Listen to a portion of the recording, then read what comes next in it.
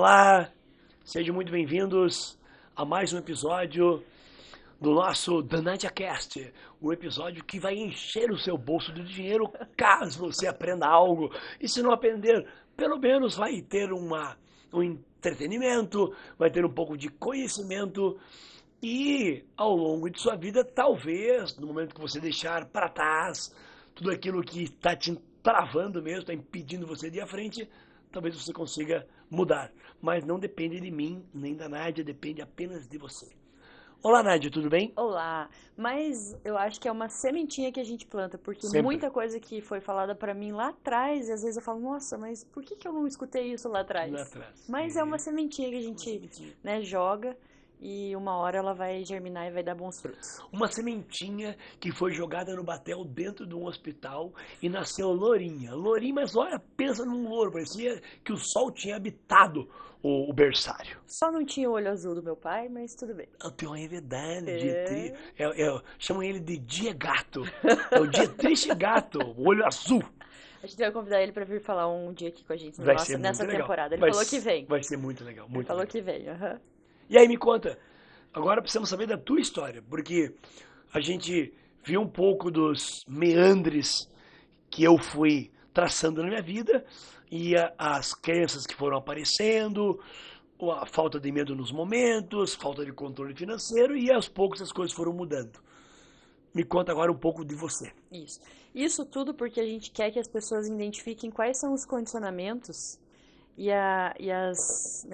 as crenças limitantes nas quais elas estão presas. Por quê? Porque a gente vai chegar em algum lugar com isso. Sim. Né? As pessoas precisam identificar e às vezes elas têm dificuldades para... O que é crença limitante? O que é crença limitante com o dinheiro? O que é condicionamento? Então a gente está contando um pouquinho da nossa história aqui para as pessoas se identificarem e fazerem esse exercício de qual que é a minha crença limitante com relação ao dinheiro? O que eu ouvi? O que eu faço quando eu estou nessa situação?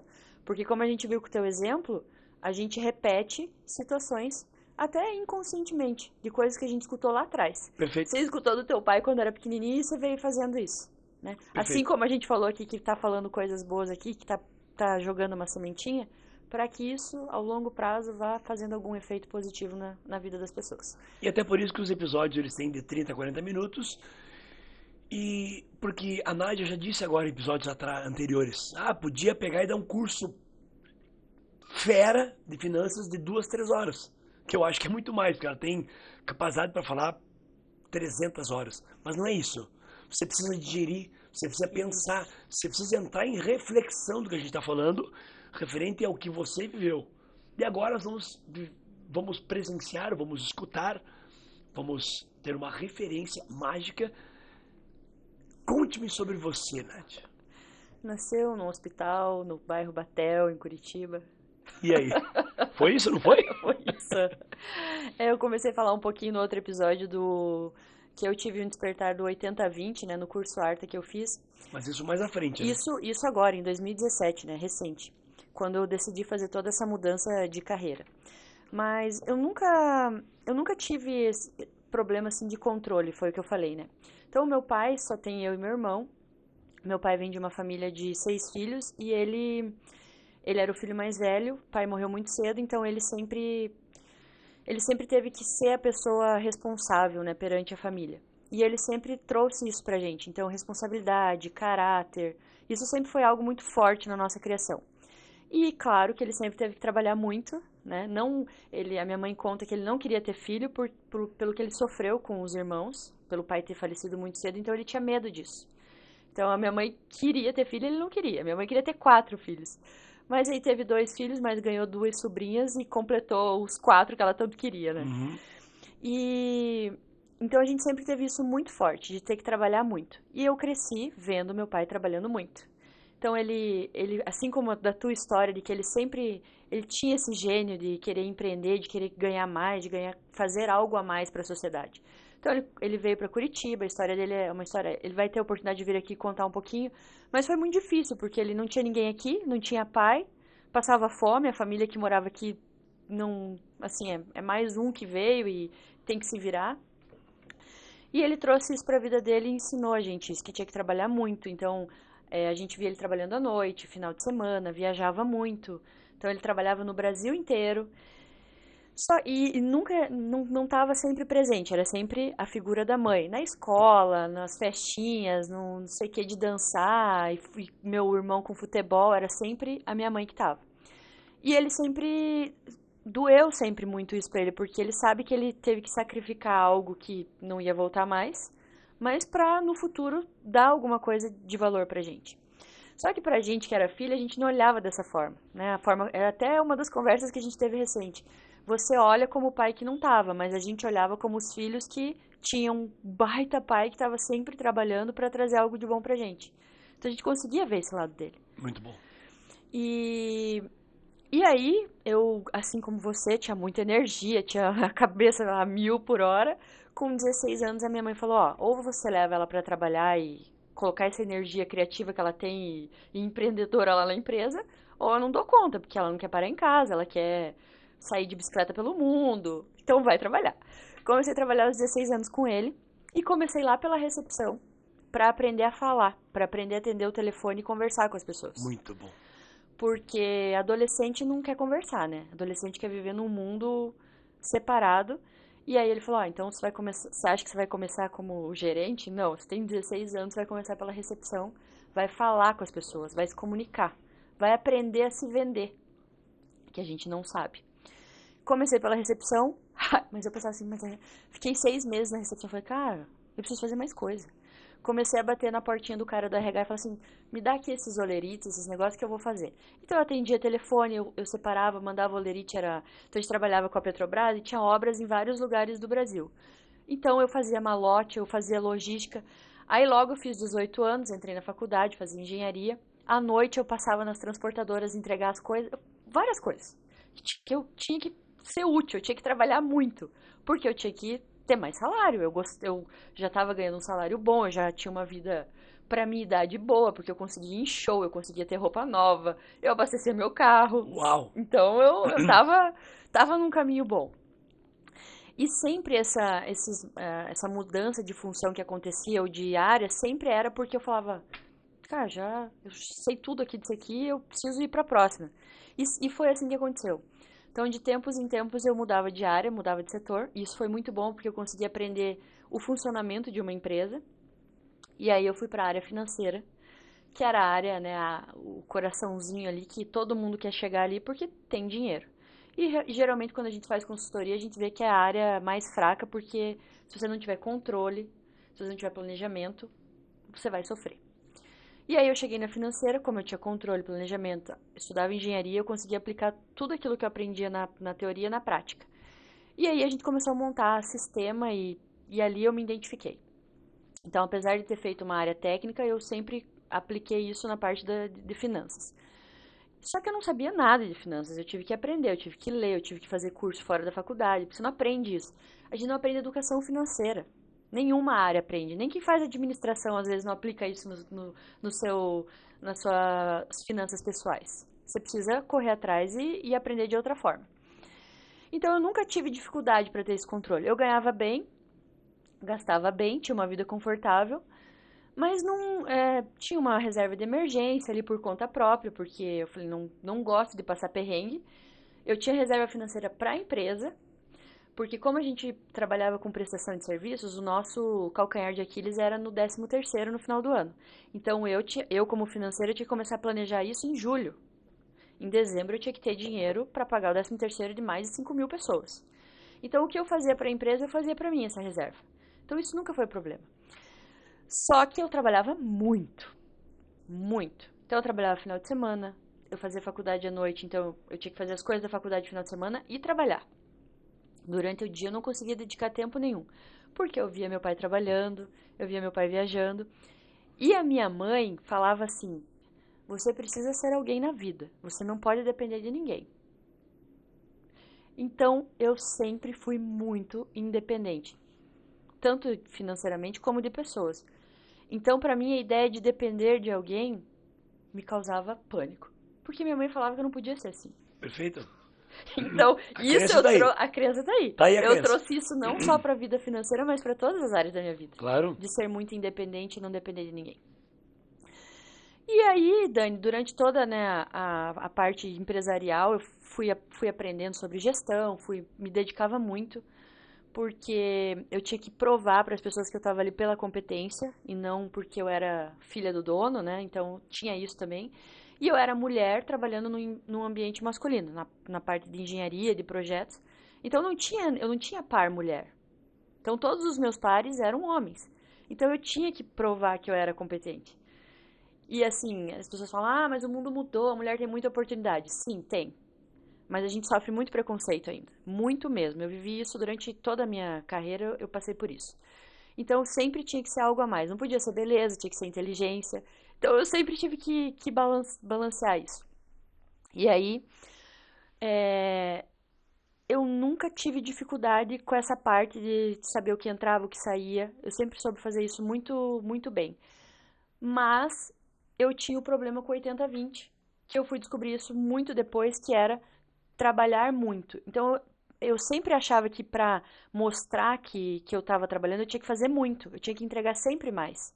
Então, eu era a pessoa que chegava às 8 da manhã e saía às 8 da noite, levava trabalho para casa, porque a minha crença estava em mostrar que eu trabalhava muito. Então, é um pouco diferente da tua, da Sim, questão do controle. sim, Mas eu tinha que provar isso. Pelo ambiente que eu estava, pelas coisas que eu ouvia, pelas pessoas com que eu trabalhava, pelo preconceito que eu sofria. Então eu tinha que provar que eu estava ali pela competência. sim. E isso fazia com que eu trabalhasse 80%. Muito mais do que os 20%. E aí, o meu problema teve em mudar isso. Eu tive que desconstruir tudo aquilo que eu construí durante 18 anos de carreira. Eu tive que começar a mudar isso quando eu vim para o empreendedorismo. Quando eu decidi mudar em 2019, que eu larguei a minha carreira em uma multinacional na área de operação e decidi empreender e ir para o outro lado.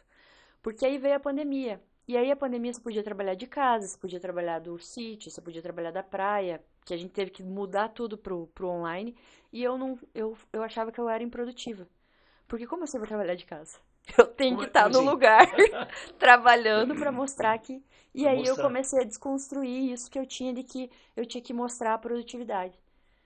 Então, assim, falando, mas que isso? Mas você trabalha uma vida inteira, você cria uma carreira em cima disso, em ter que bater o bumbo ali para as pessoas verem que você está fazendo isso e provar que você está trabalhando. E aí eu tive que desconstruir isso. E aí montar estações de trabalho em casa começou a ser normal, ser produtiva de outras formas, com outras ferramentas passou a ser normal, mas isso, né, mudando aqui no poder da mente, mudando a minha mentalidade com relação a isso. E aí, o 80/20 é isso, né? Vamos explicar um pouquinho o que, que é que a nossa regra de Pareto. O que, que a gente aprende no arte? Que você precisa trabalhar, dedicar 20% e ter os 80% de retorno. Não é você trabalhar pelo dinheiro, mas é você fazer o dinheiro trabalhar para você. Que aí a gente entra naqueles 4 quadrantes que tem no livro Pai Rico, Pai Pobre, que é muito legal esse livro, uma das primeiras indicações que a gente dá aqui, que são os 4 quadrantes que ele trabalha. Para você sair da corrida dos ratos, que é correr atrás do dinheiro, a vida inteira você ter que trabalhar para ter dinheiro, você mudar isso. Então, o que, que é? O primeiro quadrante é o do empregado, é o CLT. Então, no primeiro quadrante, você tem o teu ganho, e talvez é dali que você faça a tua reserva de emergência e comece os teus investimentos, mas você está um pouco limitado, porque é aquilo que vai vir daquele mês, não vai ter alteração. O segundo quadrante é quando você passa a ser autônomo. Então você trabalha por conta própria, mas você não tem ninguém trabalhando por você. Você corre um risco muito grande ali, porque, se eu ficar doente essa semana e não trabalhar, você não trabalha, mas você também não tem ganho. Então, o segundo quadrante do autônomo. E aí você começa a ir para os quadrantes que são os mais legais ali, os mais divertidos, mas que tem um risco maior também. O terceiro é o empregador, que é o empresário, que ele começa o movimento de criar algo, uma empresa, um negócio para ter cada vez mais pessoas trabalhando. E o quarto, que é o do investidor, que aí você faz o dinheiro trabalhar para você, né? Mas para chegar no quarto quadrante do investidor, é aquilo que a gente fala dos 10%, né? Todo mês mesmo você estando no primeiro, que é o do empregado, você pagar 10% para o teu investimento, aplicar esse dinheiro para aquele montante começar a ficar um pouco maior, cada vez mais maior, e você começar a ver os efeitos dos juros compostos, Que aí, o que que são os juros compostos? É o dinheiro trabalhando para você. Perfeito. É todo mês você ter uma rentabilidade, mas você não pegar aquela rentabilidade. Você reaplicar ela para o teu montinho começar cada vez ficar maior. Então esses 10% você não usa em hipótese nenhuma. Nenhuma. Ele vai ficar numa conta guardada, de preferência numa Uma aplicação aplicação, boa, que tem um bom rendimento, e que com o tempo esse rendimento vai aumentando de tal forma e exponencial de tal forma que, sei lá, você começou investindo R$ 1.000 por mês, tirando do teu salário R$ 1.000 por mês, vamos supor que você ganha 10 mil, você tirou 1.000 e colocou lá, e esses 1.000 que você começou com 18 anos, quando você tiver lá os teus 60 anos, você vai ter uns bons milhões na conta, e esses bons milhões, vamos falar em 10 milhões, se for bem aplicado, você tendo 1% de rendimento ao mês, você vai ter um salário de R$ 100.000 por mês, mais ou menos. exatamente. Aí você é a brincadeirinha dos juros compostos ali, quando a gente começa a estudar a parte financeira, né? Uma das primeiras coisas que a gente estuda é sobre isso. Só que isso leva tempo, né? Sim, Tempo e disciplina, porque todo mês você precisa fazer isso. Então você não pode tirar, você tem que colocar. Sempre colocar. Ah, e o limite é 10%? Não, você começa com 10%. E aí, depois a gente vai falar, né, quando a gente entrar no assunto Arta mesmo, a gente explica o porquê desses 10%. Mas você começa com 10%. Ah, mas eu ganho muito dinheiro, eu quero colocar 90%. Maravilha, você está no nível diamante lá, tá ótimo, é onde a gente quer chegar. Você viver só da rentabilidade e sempre colocar mais. Essa é a nossa equação. equação é essa. É. E a pergunta, então eu estou começando hoje, eu estou escutando o podcast, vim acompanhando, tá bom, eu vou começar agora. Então esse primeiro salário eu já vou separar os 10%, ou você aconselha a primeiro se organizar? Primeiro você tem que saber entrar e sair de dinheiro. Qual é o primeiro passo? Primeiro passo, principalmente quando a gente fala com autônomo, quanto você ganha? Ah, eu ganho bem, dá porque tá dando. Mas tá, então vamos planilhar isso. Ah, mas eu não sei planilhar, não sei mexer com planilha. Ok. Existem ferramentas na internet que podem te ajudar ou faz no papel mesmo. Faz uma coluna de entrada e uma coluna de saída. Primeira coisa é se organizar, porque lá embaixo, quando você for fazer a entrada menos a entrada tem que estar positiva. Sim, Porque se a entrada está negativa, como é que você vai colocar 10% de algo que você não tem, que você está devendo? perfeito. Então, o primeiro passo, antes de mais nada, é você saber quanto é que você ganha, o bruto e o líquido. Porque se você é CLT, você vai ter um salário lá na tua CLT que é R$ 10.000, mas o teu líquido que realmente entra na tua conta não é R$ 10.000. É o bruto menos os impostos que você paga e os descontos. Então você tem que saber quanto que é o bruto e quanto que é o líquido. Porque o líquido é o que você pode usar. O bruto não. Bruto não. Então, eu ganho R$ 15.000. Ok, bruto ou líquido? Eu ganho R$ 15.000. Você tem que saber essa conta. Perfeito. Ou não só CLT, se você é autônomo. Ok, você fatura 100 mil, mas você não tá não é o teu Prolabore 100 mil. O teu Prolabore é depois que você paga todos os impostos, todas as despesas, teus funcionários, aí você tem um Prolabore. Quanto que é esse Prolabore? Você não pode gastar R$ 100.000 por mês. E aí é importante saber isso porque na tua mentalidade você fala, ganho R$ 100.000 por mês, posso gastar R$ 100.000 por mês. Não. Não funciona assim. Não funciona assim. Por isso que você tem que fazer essa práticazinha antes. Entrada, bruta e líquida, saída. Se a tua saída estiver maior, o primeiro passo que você tem que fazer é reorganizar a tua vida, as tuas caixinhas e quanto que você está gastando em cada uma, para você reverter esse número. Ah, mas além de estar gastando mais do que eu ganho, eu tenho dívidas. Aí é um segundo passo. Aí você precisa mapear todas as tuas dívidas, porque você precisa encaixar o pagamento das tuas dívidas dentro do teu recebimento líquido. Você precisa pagar as tuas contas. Sim. E dentro disso tudo encaixar os 10%. Então, assim, é um passo a passo, é um pouco difícil, precisa de organização. E se a pessoa que está ouvindo não é organizada, o primeiro passo que ela tem para aprender é tentar se organizar. Se organize. Ter disciplina. Comece. E outra coisa muito importante, Dani, que eu vejo quando eu vou dar consultoria pessoal, por exemplo. A pessoa não quer saber quanto é que ela gasta. Ela não quer olhar pros gastos. Tem medo de Tem olhar. medo. Sabe por quê? Porque aquilo ali esconde muita coisa do que ela é. É o reflexo, isso É o mesmo. reflexo do que ela é. Isso. Daí, por exemplo, a gente vai organizar as contas pessoais de uma pessoa, ela fala, tá, mas você tá comprando bolsa de R$ 3.000, por que você tá fazendo isso? Não porque eu precisava. Mas você precisava mesmo?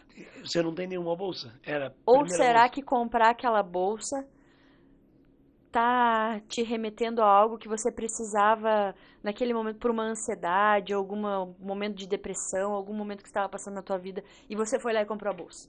Por impulso, né? Por impulso. Achando que aquilo vai complementar. Aquele vazio que eu tenho dentro, agora comprando a bolsa eu não vou ter mais vazio. Aí depois de 2 dias fala assim, nossa, comprei a bolsa e o vazio continua. Não, e o pior, o carnezinho da bolsa tá Sim, lá pra você pagar, tá né? lá. A fatura do cartão vai chegar. Mas a bolsa baratinha é essa de 3 mil, né? Porque se for uma da Louis Vuitton... Não, eu fui razoável, eu foi coloquei razoável. uma... Entendi. Tem pegada de 15, 20 mil, Não, né? tem mais, tem pra todos os números. Os bolsos, né? Aham. Por isso que quando a gente fala, né, quando você vai mapear suas contas, é importante você se conhecer. Porque a tua vida pessoal vai refletir ali nos números que você vai colocar ou na tua planilha ou no manual. Então, um dos primeiros livros que a gente sempre indica para leitura é esse aqui. Esse livro, assim, a primeira vez que você lê ele, você pode não entender muita coisa. E você vai voltar nele, depois que você fizer esse exercício de começar a se conhecer, você vai ver o quanto a tua vida financeira espelha o teu ego. Quanto menos ego você tem, mais fácil é de você conduzir a tua vida financeira. Você diria então que se a minha aventura minha aventura agora é dominar o meu financeiro, você acha que através do financeiro tem como a pessoa se modificar fisicamente, energeticamente, emocionalmente e mentalmente? Esse é o caminho. Total. Total. Não tem como você ir por outro caminho se não for por esse. Porque você organizando suas contas e vai começar a surgir coisas do porquê que eu faço tal coisa. Sim. Aí vai te remeter a passado, que você vai ter que entender de onde é que vem e, de alguma forma, encontrar um jeito de sanar esse problema, que no momento é uma crença limitante, você vai ter que quebrar essa crença e começar a acreditar em coisas que vão te levar a um futuro melhor. O caminho pode ser diferente. E ele vai ser diferente para cada pessoa. Então, o nosso intuito aqui não é vir trazer uma receita de bolo, uma receita financeira, segue o que a Nádia fez que você vai se dar bem. Não. Eu comecei por um caminho, algo me despertou. Mas eu comecei pelo físico, mas você pode começar pelo emocional. Se você está passando por um problema muito forte emocional e você começar a olhar para mapear suas contas, no que você está gastando, se você está gastando mais, vai te remeter àquele problema emocional que você está passando. Então, o caminho no qual você vai chegar e começar a olhar vai ser diferente. As nossas histórias são diferentes. A gente está aqui junto falando a mesma coisa, mas eu cheguei nessa parte por um caminho e você chegou por outro. Perfeito. As dificuldades que eu encontrei, os condicionamentos foram diferentes.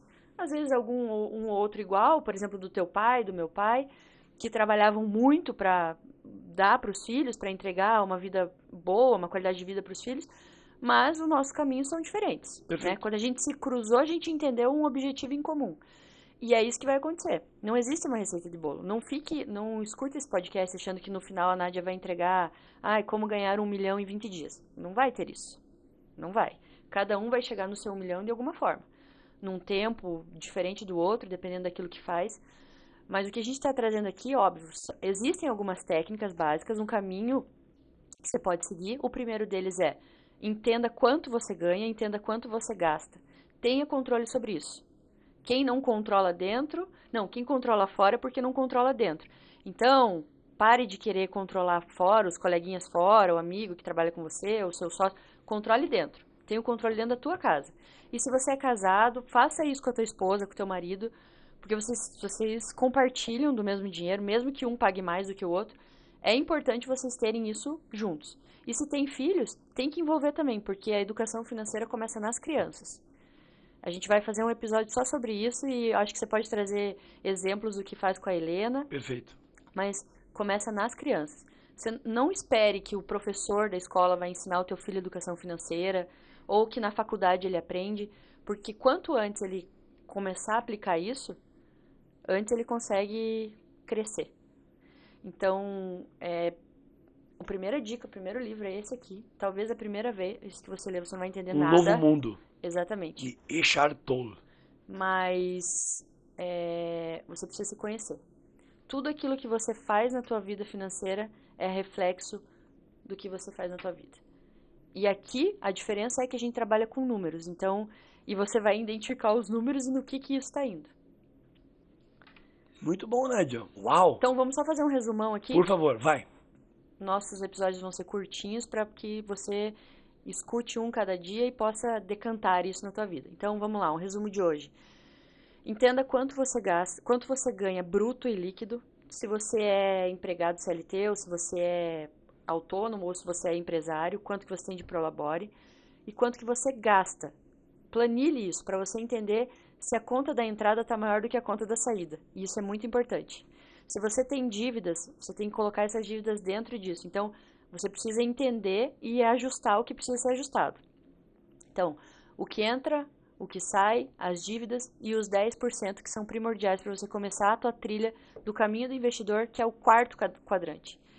Para lá na frente, o dinheiro trabalhar para você e não você trabalhar para o dinheiro. E a gente vai falar muito mais sobre isso nos próximos episódios. Uau, que aula, hein? E a Lourinha nasceu no Batel mesmo, hein?